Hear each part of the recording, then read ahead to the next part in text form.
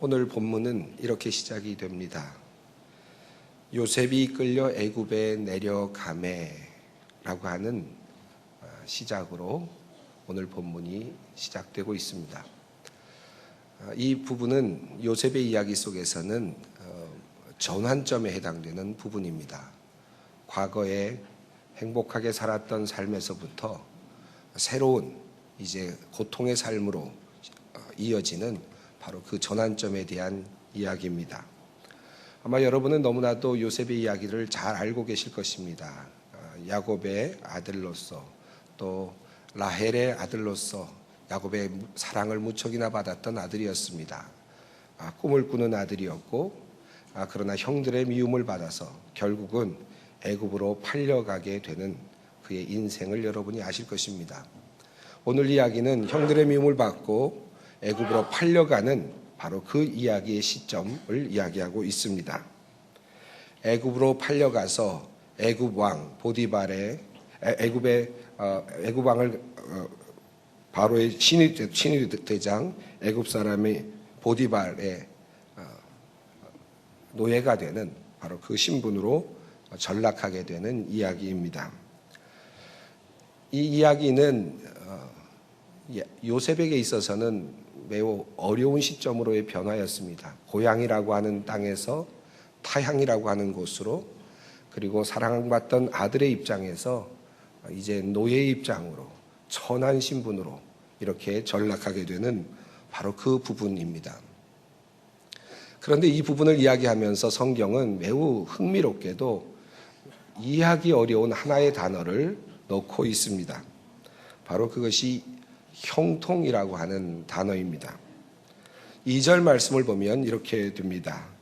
여호와께서 요셉과 함께 하심으로 그가 형통한 자가 되어 그 주인 애굽 사람의 집에 있으니 라는 말씀이 있습니다. 형통한 자가 되었다. 애굽 사람의 집에 노예의 신분으로 전락하게 되었던 요셉의 이야기를 전하면서 과연 형통이라고 하는 말을 사용할 수 있는 것인가 하는 질문이 생깁니다. 그런데 오늘 본문을 보면 오늘 본문 속에 3번이나 연속해서 형통이라는 단어가 나오고 있음을 발견하게 됩니다. 3절이 그렇고요. 그리고 마지막 23절이 또한 그렇습니다. 원문을 보아도 이 형통이라는 단어가 매우 중요하게 사용되고 있는 것을 볼 수 있습니다. 특별히 창세기 39장은 2절 앞부분에 형통이라는 단어 같은 문장이 하나 있고요. 그리고 23절에 또 똑같이 같은 문장이 있어서 22절과 23절이 하나의 괄호처럼 그렇게 묶여 있는 것을 볼 수 있습니다. 이것을 새번역이 잘 번역해 놓았는데 제가 한번 다시 새번역으로 읽어보겠습니다. 2절 말씀입니다. 주님께서 요셉과 함께 계셔서 앞길이 잘 열리도록 그를 돌보셨다라는 말씀이 나옵니다. 23절이 또 같은 말씀이 나오는데 주님께서 요셉을 돌보셔서 그가 하는 일은 무엇이나 다 잘 되게 해주셨기 때문이다 라고 말씀하고 있습니다. 자, 그렇다면 한번 생각해 보십시다.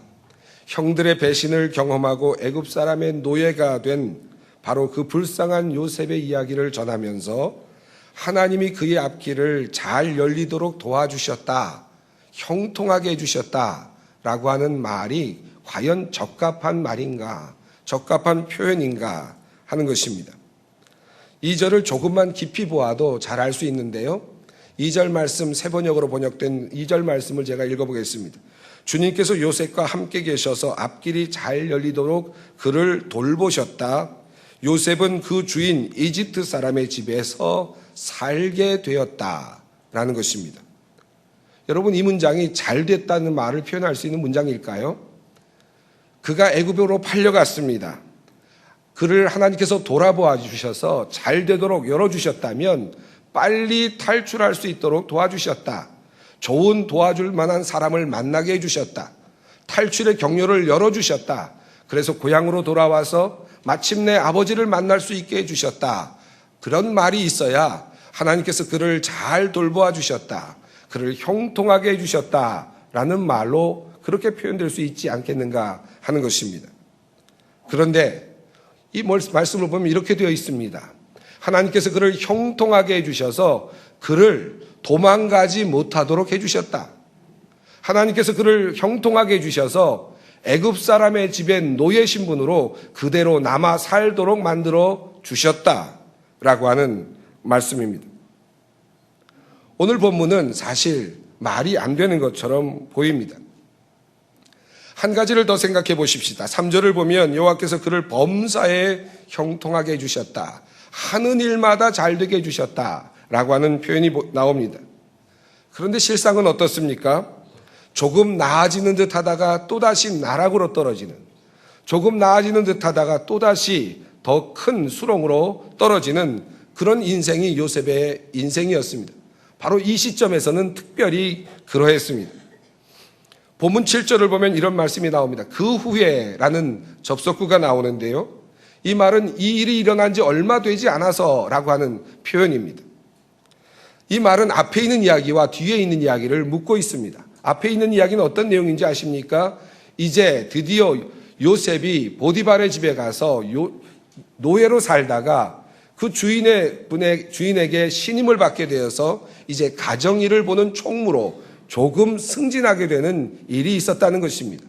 그런데 그 일이 있은 지 얼마 되지 않아서 또 다른 사건이 일어났습니다. 보디발의 아내가 요셉을 유혹하는 일이 생겨나게 되었고 결국 억울한 누명을 쓰고 다시 감옥으로 내려가는 또 다른 인생이 시작되게 되었다는 것입니다. 한번 요셉의 관점에서 생각을 해보십시다. 요셉이 어렸을 때 잠시 아버지의 사랑을 받고 자라던 행복한 시간이 있었습니다. 그러나 그것도 잠시 형들에게 팔려서 애굽의 노예가 되는 불행한 신세가 되었습니다. 그런데 하나님께서 그를 돌보아 주셨답니다. 그리고 애굽에서 그대로 살도록 놓아두셨다라는 것입니다. 그래도 그곳에서 조그마한 행복이 일어났습니다. 보디발의 집에서 모든 것을 관리하는 가정 총무가 되는 그런 행복이 있었습니다. 차라리 이야기가 여기서 끝났으면 좋았을지도 모르겠습니다. 그런데 이야기는 이어졌습니다. 그리고 그는 또다시 얼마 되지 않아서 감옥으로 들어가는 신세가 되었다라는 것입니다. 이것이 형통이겠습니까? 아니면 몰락이겠습니까? 하나님의 축복이라 말할 수 있겠습니까? 아니면 도리어 저주라고 말하는 것이 맞겠습니까? 하나님께서 함께 하신다면 이래서는 안 되는 것 아닌가 하는 의문이 드는 그런 인생의 여정이 아닌가 하는 것입니다. 그런데 이렇게 감옥에 들어가게 된 요셉을 설명하면서 39장 23절은 또다시 말합니다. 이는 여호와께서 요셉과 함께 하심이라 여호와께서 그를 범사에 형통하게 하셨다. 요셉이 바랐던 것은 무엇이겠습니까? 하루라도 빨리 억울한 누명을 벗고 감옥에서 나오기를, 그리고 하루속히 애굽에서의 탈출을 해서 고향으로 돌아가서 아버지를 만날 수 있기를 얼마나 소원했겠습니까? 그러나 요셉은 그 소원을 가지고 기도했지만 아마도 수없이 기도했을지 모르지만 그 일은 그에게서 일어나지 못했습니다. 요셉이 이스마엘 사람에게 팔려갔을 때의 나이가 17살이었습니다. 그리고 창세기 41장을 보면 요셉이 이집트 사람 바로 왕을 섬기기 시작할 때의 나이가 30입니다. 그러니까 적어도 13년 동안은 요셉은 이집트의 노예로 살았고 감옥의 죄수로 살았다는 말입니다. 이런 인생, 감옥에서 10년 이상을 보내는 인생, 그리고 13년 동안이나 노예의 신분으로 살아가게 되는 그런 인생을 두고 형통한 인생이라고 과연 말할 수 있는가? 요셉이 13년 동안의 삶 속에서 이따금 문제가 될 것처럼 보였던 희망의 순간들이 사실은 있었습니다. 요셉은 감옥에서 왕의 술을 담당하는 신하의 꿈을 해석해 주게 되었고, 그리고 그가 살아서 왕을 다시 모실 수 있을 것을 알았습니다. 그래서 이 요셉은 그 신하가 억울하게, 그 신하가 이제 다시 왕을 섬기게 되면 이제 그의 억울함을 호소해 달라고 요셉은 그렇게 설명합니다. 40장 14절 이후의 말씀을 보면 그의 간절한 소원이 담겨 있습니다. 당신이 잘 되시거든 내 사정을 바로에게 아뢰어 나로 이 집에서 떠나게 나를 건져 주소서. 나는 히브리 땅에서 끌려온 자여 여기서도 옥에 갇힐 일은 행하지 아니하였나이다 라고 말합니다. 그런데 어떻게 되었습니까?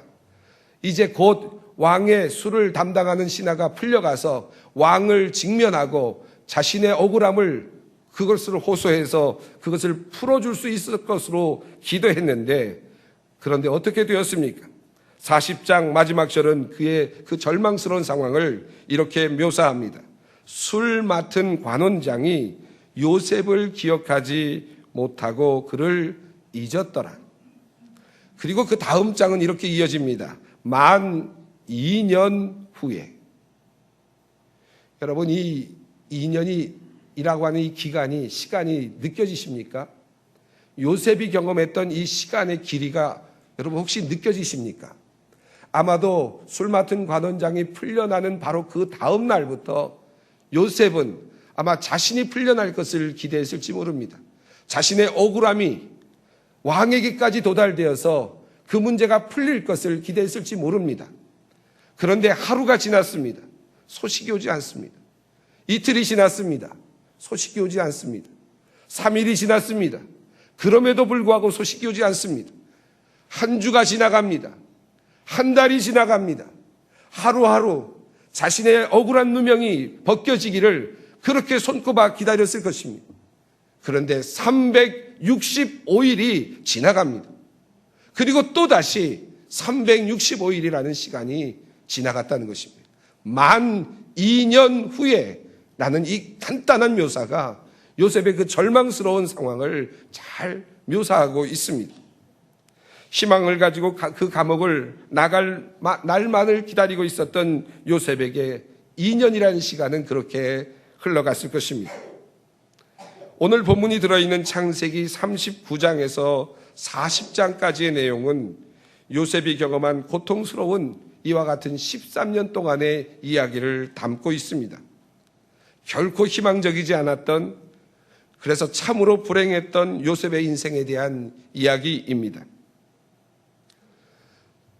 이 이야기는 오늘 우리들의 삶을 닮아 있습니다. 오늘을 살아가는 똑같은 요셉들이 얼마나 많이 있습니까? 예수를 믿은 지도 꽤 오래된 것 같은데 이제는 하나님께서 나에게 복을 내려주실 법도 할 것 같은데 왜 우리는 아직도 이렇게 가난 속에 머물러 있고 어려움 속에 살아야만 되는가, 그렇게 주님 앞에 절규하는 또 다른 오늘의 요셉이 있지 않습니까?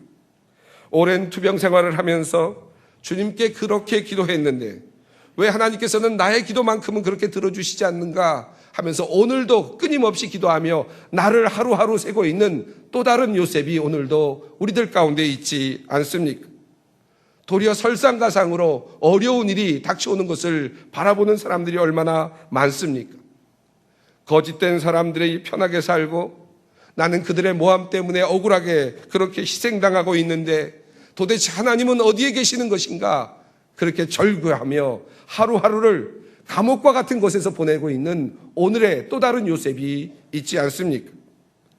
어려운 일이 왔을 때에는 한 번쯤 하나님께서 나에게 주시는 시련이라 생각하고 시험이라 생각하고 이것만 이기면 하나님께서 나에게 복을 주시리라 그렇게 기대했는데 또 다른 시련이 오고 또 다른 시련이 닥쳐옵니다. 저 멀리에서 큰 파도와 같은 또 다른 시련이 나에게 몰려오고 있음을 바라보면서 주님께 기도하는 사람들이 얼마나 많이 있습니까? 또 다른 의미의 또 다른 모습의 오늘을 사는 요셉이 아닙니까? 이러한 질문들이 바로 오늘을 살아가고 있는 요셉의 고통이요, 그 요셉들이 주님께 드리고 있는 하나님을 향한 절규가 아닐까 하는 생각이 듭니다. 그런데 하나님께서는 이러한 요셉의 이야기를 말하면서 그가 형통하게 되었다, 그가 하는 일마다 잘 되었다, 그가 성공한 인생을 살았다라고 하는 말씀을 오늘 본문 속에 새겨 놓으셨습니다. 그것이 오늘 우리가 발견하고자 하는 주님의 말씀입니다. 고통 속에 살아가고 있는 우리들이 여전히 그럼에도 불구하고 성공하고 있다, 형통한 삶을 살고 있다라고 말할 수 있는 것인가? 하나님은 요셉의 이야기를 통해서, 그 고통스러운 이야기를 통해서 우리가 지금 실패하고 있는 것이 아니라 성공의 삶을 살고 있다는 사실을 알려주고자 하십니다. 우리가 형통한 삶을 그럼에도 불구하고 살고 있다는 사실을 알려주시고자 하십니다. 우리는 종종 성공한다는 개념을 일이 잘 되는 개념으로, 그래서 오늘보다 내일이 나아지고 내일보다 모레가 나아지는, 조금씩 더 좋아지는 개념으로만 생각하는 경향이 있습니다. 과장에서 부장으로 올라가고 20평 아파트에서 30평 아파트로, 그리고 또다시 40평 아파트로 넓혀가고 수도권에서 서울로, 그리고 강남으로 진출하는 그런 방식의 성공을 형통이라고 생각하는 경향이 있습니다. 물론 우리 인간들이 가지고 있는 일반적인 욕구라고 할 수 있겠습니다. 물론 이것은 그럼에도 불구하고 잘못된 성공관입니다. 왜냐하면 이러한 이익 추구의 끝을 우리는 이미 우리들의 삶 속에서, 이미 현실에서 보고 있기 때문입니다. 상위 1%의 행복한 사람들과 99%의 불행한 사람들을 바로 이러한 생각이 만들어 놓았기 때문입니다. 모든 사람들이 공유할 수 없는 소수의 사람들만이 누릴 수 있는 성공의 그런 이야기이기 때문입니다. 또한 우리의 삶이 그렇지 않다는 것을 너무나도 여실히 보여주고 있습니다. 여러분의 인생을 살아가면서 어떤 삶을 사셨습니까? 끊임없이 올라갈 것 같지요. 끊임없이 성장할 것 같지요. 더 큰 집을 가질 수 있을 것 같죠. 더 높이 올라갈 수 있을 것 같지요. 그런 여러분의 인생을 다시 한번 돌아보십시오. 정말 그렇게 올라가고 올라갈 수 있는 길이 있었습니까? 올라가는 것 같지만 내려가는 것이었고, 유지하는 것이었고, 그리고 성장하는 것 같았지만 실은 늙어가는 것이었고 쇠퇴해져 가는 것 아니었습니까? 이것이 바로 우리가 경험하고 있는 인생의 진정한 길이라고 말할 수 있습니다. 우리가 왜 나에게 성공이 주어지지 않는가라고 안타까워하는 그 마음의 근저에도 이와 같은 성공주의가 있습니다. 더 높이 올라가고 더 많은 것을 가지려고 하는, 병은 나아야 되고 가난은 극복되어야 되고 사업은 반드시 성공해야 하는, 학교는 더 좋은 곳을 들어가야 하는, 회사에 들어가면 무조건 승진해야 되는 성공주의가 자리 잡습니다. 성공에 대한 이런 생각은 그리스도인 사이에도 공통적으로 나타납니다. 머리가 될지언정 꼬리가 되지 말게 해달라라고 하는 그 유명한 기도문은, 그런데 가만 생각해 보면 모두가 다 머리가 되면 꼬리는 누가 합니까?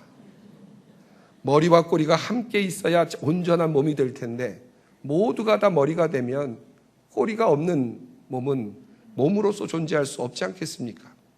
그럼에도 불구하고 우리 모두는 머리가 되게 해달라고 그렇게 기도를 합니다. 문제는 이런 잘못된 성공주의가 신앙과 결합을 하게 되면 그 힘이 매우 강해질 때가 있습니다.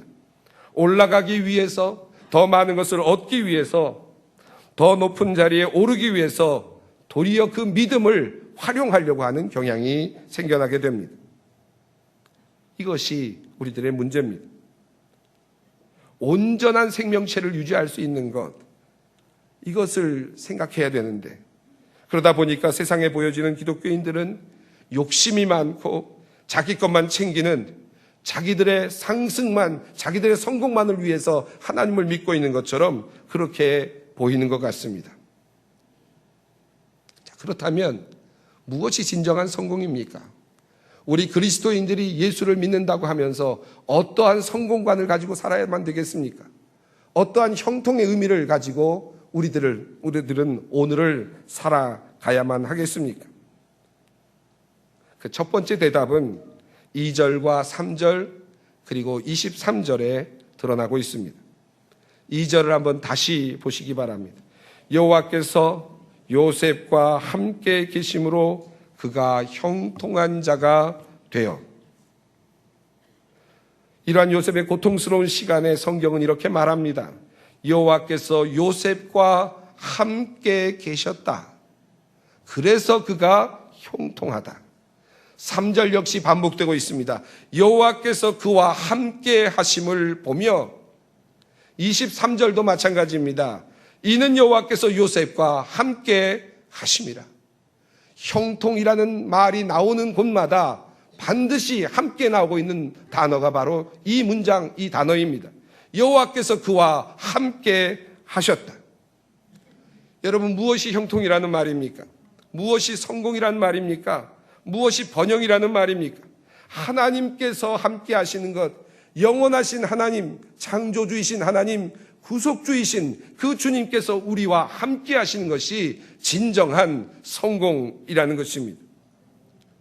부자가 되는 것, 권력자가 되는 것, 많은 사원을 거느리는 것, 그리고 유명한 인기인이나 남들이 부러워하는 것들을 가지는 것, 그것이 성공인 줄 압니다마는, 그러나 이 세상에서 잠깐 그것이 있을 뿐 영원한 세상까지 그것이 우리에게 담보가 되지 않습니다. 우리는 적어도 우리가 하나님의 나라에 가는 그 순간, 죽음을 맞이하는 순간 우리가 가지고 있었던, 우리가 자랑했던, 우리가 성공이라고 여겼던 그 어떤 것도 가지고 갈 수가 없음을 분명히 알고 있습니다. 그러므로 영원하신 하나님의 나라에 들어가는 것, 영원하신 하나님의 나라에서 주님께서 우리와 함께 하시는 것, 그 영혼을 담보해 주시는, 그리고 부활을 약속해 주시는, 우리와 함께 하시는 그분이 우리와 함께 하시기에 우리는 형통하다 말할 수 있는 것입니다. 죽음 이후에도 형통할 수 있고 살아 있어서도 형통할 수 있는 길은 유일합니다. 바로 하나님, 영원하신 하나님이 우리와 함께 하실 때입니다. 그러므로 로마서 8장에서 사도 바울은 다음과 같이 고백합니다. 그런즉 우리가 무슨 말을 하리요? 만일 하나님이 우리를 위하시면 누가 우리를 대적하리요? 누가 우리를 그리스도의 사랑에서 끊으리요? 환난이나 곤고나 박해나 기근이나 적신이나 위험이나 칼이냐?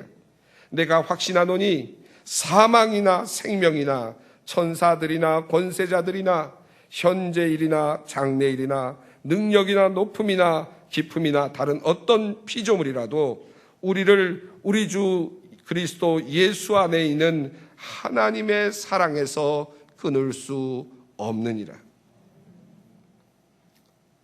사랑하는 성도 여러분, 여러분이 가지고 있는 모든 것, 그리고 우리가 가지고 또 더 높이기 위해서 노력하고 있는 그 모든 것들은 우리들의 잠시 동안 살아가는 동안에 주어졌다 없어지는 것들입니다. 인기를 받은 것 같지만 몇 년밖에 가질 수 없고, 그리고 부귀를 누리는 것 같지만 허망하게 사라지는 것입니다. 인생에서 그것은 영원하지 않습니다. 그러므로 영원하신 하나님이 우리와 함께 하신다는 사실이 가장 성공하는 일이요, 그리고 우리가 형통하는 출발점임을 기억하시기 바랍니다. 두 번째로, 형통의 의미는 다른 곳에서 살펴볼 수 있습니다. 앞에서 말씀드린 것처럼 우리는 성공을 잘 되는 것으로만 이해할 때가 있습니다. 그러나 사실 성공이란 완전히 망할 상태에서 그렇게 되지 않고 버티게 되는 것, 견딜 수 있게 되는 것도 또 다른 의미의 번영이요, 또 다른 의미의 성공이라 말할 수 있습니다.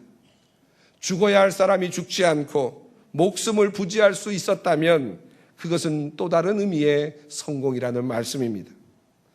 오늘은 아마도 많은 병원의 병동에서 이와 같은 개념으로 이런 생각을 가지고 주님 앞에 간절히 기도했을 수많은 사람들이 있었을 것입니다.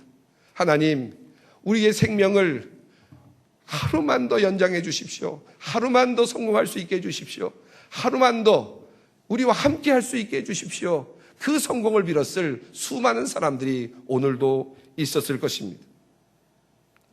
오늘 본문은 그 관점을 숨겨놓고 있지만 한번 파헤쳐 볼 필요가 있습니다. 여러분, 신명기 22장 23절을 한번 보시기 바랍니다. 한번 찾아보겠습니다. 신명기 22장 23절입니다.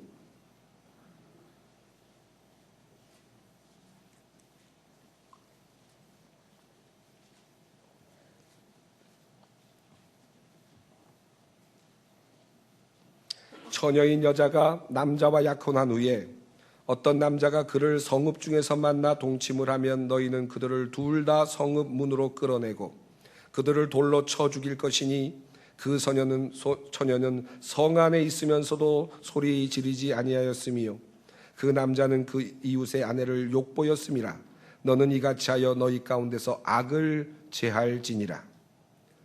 여러분, 이 말씀은 이스라엘에게 주신 율법의 내용인데 그 당시 고대 근동에서 함께 같은 방식으로 지켜졌던 일반적인 법을 반영하고 있습니다. 만약에 이 법을 적용하였다면 어떻게 되었겠습니까? 보디발의 아내는 소리를 지름으로 자신이 받을 처벌을 모면하였을 뿐만 아니라 요셉을 죄인으로 몰아갔습니다. 이럴 경우에 요셉이 받아야 할 죄목은 어떤 것입니까? 마땅히 돌로 맞아 죽는 것입니다. 신명기 22장의 내용은 한 평범한 남자와 여자 사이에 일어날 경우에 이를 이야기하고 있습니다. 그런데도 돌로 쳐 죽이라 라는 것입니다. 자, 그런데 한번 생각해 보십시오. 요셉의 신분이 어떠했습니까? 요셉의 신분은 노예의 신분이었습니다. 종의 신분이었습니다. 요셉은 지금 자기 주인의 아내를 겁탈하려다 들킨 죄를 덮어쓰게 되었습니다. 하찮은 종, 그 노예가 범죄를 저질렀다면 마땅히 죽었을 것입니다. 돌에 맞아 죽고도 남았을 것입니다. 그런데 그가 어쩐 일인지 모르지만 그가 살아남았다는 것입니다. 성경은 자세하게 그 이유를 설명하고 있지는 않습니다만은 그가 살아남았다는 그 자체가 사실은 기적입니다. 이상하게도 요셉은 감옥으로 가게 되었습니다. 이것이 바로 성경이 우리들에게 전해주고 있습니다. 요셉의 인생에서 이러한 일들은 한 번만 일어났던 것은 아니었습니다. 이전에도 비슷한 일이 있었습니다. 형들이 요셉을 구덩이에 넣었을 때 그들은 처음 이렇게 작정했습니다. 그를 죽여버리자. 그를 죽이기로 작정했었습니다. 그런데 유다가 형제들을 설득하였기 때문에 그의 마음이 변하였기 때문에 그래서 목숨을 부지하고 미디안 상인들에 팔려서 애굽으로 팔려갈 수 있게 되었습니다. 죽을 뻔한 목숨이 또다시 살아났던 경우였습니다. 바로 이것이 요셉이 경험했던 또 다른 의미의 형통이었습니다.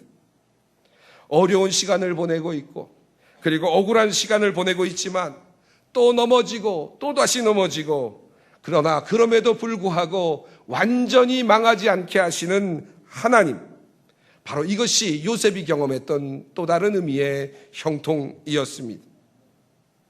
아직 내가 살아있기에 그리고 아직도 하나님께서 나와 함께 하고 계시기에 절망할 필요가 없습니다.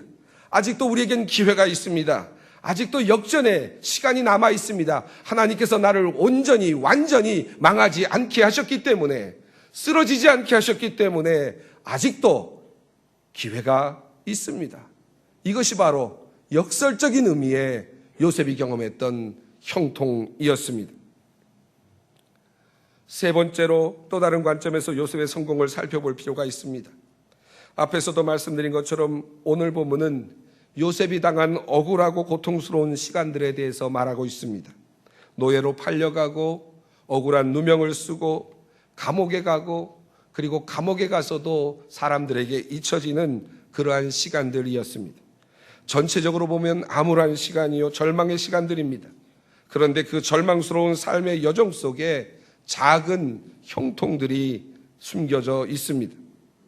비록 노예로 팔려왔지만 하나님께서 함께 해주셔서 주인의 호감을 사게 되었고 가정 총무가 되는 작은 행복을 누릴 수 있었습니다.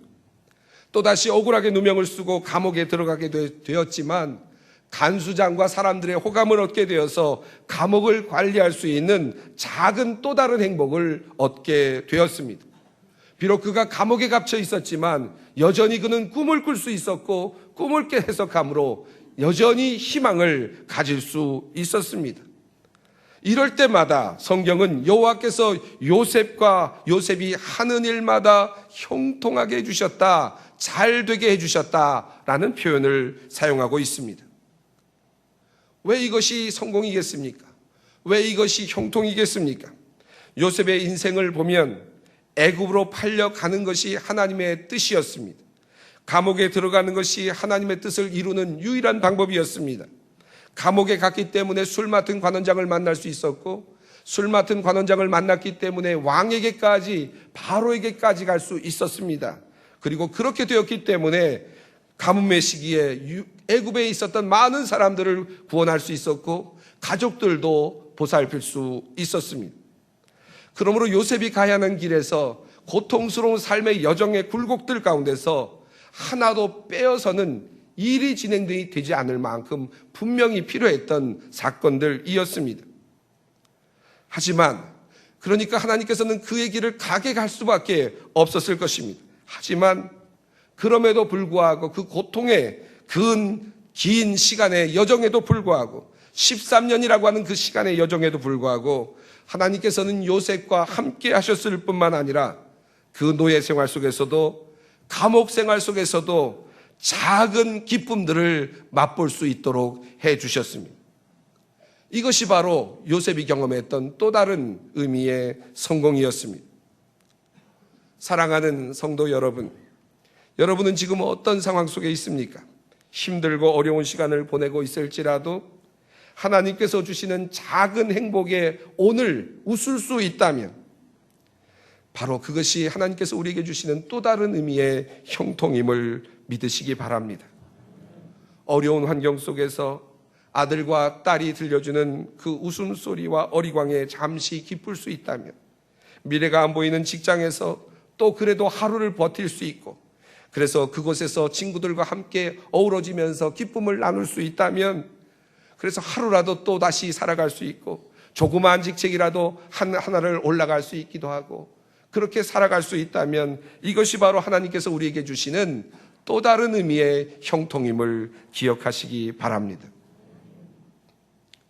네 번째로 요셉이 경험한 성공은 그와 함께한 사람들이 복을 누리게 되었던 또 다른 형통이었습니다. 비록 요셉은 힘든 삶을 살았지만 그럼에도 불구하고 그와 함께했던 사람들은 복을 누리는 인생을 살았습니다. 요셉이 보디발의 집에 들어갔을 때 보디발의 집이 복을 얻게 되었음을 성경이 표현하고 있습니다. 요셉은 비록 고통의 시간을 살고 있었지만 그러나 요셉 때문에 보디발의 집이 복을 받았다라고 하는 이야기입니다. 그 다음 이야기는 또 어떻게 되었습니까? 요셉이 그렇게 13년 동안이나 어려운 삶을 살아간 후에 그것 때문에, 요셉의 그 고통스러운 시간 때문에 결국 애굽 사람들, 수많은 사람들이 7년의 기근 속에서 살아남을 수 있는 복을 받게 되었습니다. 함께했던 형들, 그리고 그를 팔았던 그 형들이 그와 함께 그 가뭄을 견디고, 그리고 야곱과 함께 모든 그의 가족들이 애굽에서 편안한 삶을 수백 년 동안 살 수 있는 그런 놀라운 그런 기적도 일어날 수 있게 되었습니다. 이것이 바로 또 다른 의미의 형통입니다. 나 때문에, 비록 나는 나의 인생을 살아가면서 끊임없이 고통 속에 살아가고 그리고 어려움 속에 살아가다 끝나는 것 같지만, 그럼에도 불구하고 나의 고통 때문에 나의 주위에 있는 사람들이 복을 누릴 수 있다면 이것이 바로 진정한 의미의 또 다른 성공한 인생이요, 성공한 삶이라는 말씀입니다. 이것은 우리의 삶 속에서 너무나도 쉽게 발견할 수 있습니다. 아버지, 어머니들이 그렇게 살아가고 있기 때문입니다. 아버지, 어머니들이 어떻게 살아갑니까? 나는 비록 힘들게 살아가지만, 그리고 나는 고통 속에 살아가지만, 그리고 죽을 때까지 나는 고통 속에 살아갈지언정 그럼에도 불구하고 나의 자식들이, 나의 주위에 있는 사람들이 나 때문에 복을 누릴 수 있기를 바라면서 그렇게 살지 않습니까? 바로 그렇게 사는 사람들이 형통한 사람들이라는 말씀입니다. 그런 면에서 본다면 예수 그리스도, 그분이 진정한 성공하신 분임을 알게 됩니다. 아니, 성공의 가장 최고의 모습을 보여주신 분이 예수 그리스도이십니다. 그분의 인생은 고난으로 점철되었습니다. 마지막에는 그 사람들의 무고로 죄가 없으심에도 불구하고 십자가에서 처형되는 참으로 세상적으로 보면 불운한 인생이었고 고통의 인생이었고, 그리고 참으로 불행한 삶을 살았던 사람의 모습이었습니다. 그러나 그분이 십자가에 달려 죽으심으로 수많은 사람들이 다시 살 수 있는 희망을 갖게 되었습니다. 부활의 소망을 얻게 되었습니다. 온 인류를 향한 구원의 은혜가 예수 그리스도 한 분의 고통으로 바로 우리들에게 주어질 수 있었다는 말씀입니다. 그러므로 예수 그리스도의 인생은 진정 성공한 인생이요, 진정 형통한 인생이라 말할 수 있습니다. 사랑하는 성도 여러분, 과연 우리는 성공한 인생입니까? 과연 우리는 형통한 삶을 살아가고 있습니까? 요셉의 이야기가 오늘 살아가는 모든 성도님들에게 특별히 고통스러운 시간을 보내면서 하나님 앞에서 절규하고 있는 사람들에게 큰 위로가 되시기를 바랍니다. 함께 기도하겠습니다. 거룩하신 하나님, 오늘 생명의 말씀으로 우리를 먹이시니 감사합니다. 어렵고 힘든 시간을 보낼 때에 하나님께서 우리와 함께 하심을 알게 하시니 감사합니다. 완전히 멸망시키지 아니하시고 아직도 시간을 주시고 기회를 주시는 하나님의 섭리를 깨닫게 하시니 감사합니다. 어려운 시간 속에서 작은 행복을 맛보게 하심으로 우리를 위로하시니 또한 감사합니다. 비록 부족하지만 우리들의 적은 고통의 삶을 통하여 우리 주위에 많은 사람들이 그 혜택을 얻을 수 있는 삶을 또한 살게 하여 주심을 알게 하시니 또한 감사합니다. 언제나 주님께서 주시는 형통함을 기뻐하며 감사하는 성공한 우리 모두가 되게 하여 주시옵소서. 우리 주 예수 그리스도의 이름으로 기도하옵나이다. 아멘. 참으로 하나님이 우리와 함께 하시는데, 그래서 이미 우리는 형통한 자들인데, 스스로 저주받았다 생각하고 스스로 되지 않는다고 생각하여 하나님의 함께 하심을 가볍게 여겼던 우리를 긍휼히 여기소서. 오 주여, 작은 행복을 형통으로 알고 나로 인해 누군가가 유익을 얻는 것을 형통으로 아는 우리 주 예수 그리스도를 닮은 이들 바로 우리가 되게 하여 주옵소서. 사랑이신 하나님, 우리와 함께 하시는 하나님의 그 은혜가 영원히 지속될 것 생각하면 하나님 은혜 앞에 우리가 무엇으로 응답하며 보답하겠습니까? 다만 감사의 마음을 이 물질에 담아 보았사오니 아버지여, 하나님께서 비록 주신 것 가운데 구별한 것뿐이요 작은 것에 불과하지만 마음을 담고 사랑을 담아 하나님 앞에 올려드리오니 아버지여, 우리가 하나님 앞에 드릴 자격 없을지라도 주의 보혈로 씻어주시고 우리가 드리는 것을 받아 주시옵소서. 주의 사랑하는 성도들이 이 땅의 모든 필요를 아버지 하나님께서 아시오매 하나님께로만 받기로 결심하게 하시며 불의의 재물에 마음 두지 않게 하여 주옵소서. 우리 성도들에게 건강의 복을 주옵소서. 마음의 평강 주옵소서. 부부사랑 돈독하게 하옵소서. 우리들의 자녀가 언제나 하나님과 함께하는 기쁨을 누리는 이들 되게 해 주옵소서. 이제는 우리 주 예수 그리스도의 크신 은혜와 하나님 아버지의 한없는 사랑과 성령의 교통하심과 충만케 하심이 하나님이 함께해 주시니 감사합니다. 주님 앞에 감사하며 나아가는 모든 성도들 위해 이제로부터 영원토록 함께 하시기를 간절히 축원하옵나이다. 아멘.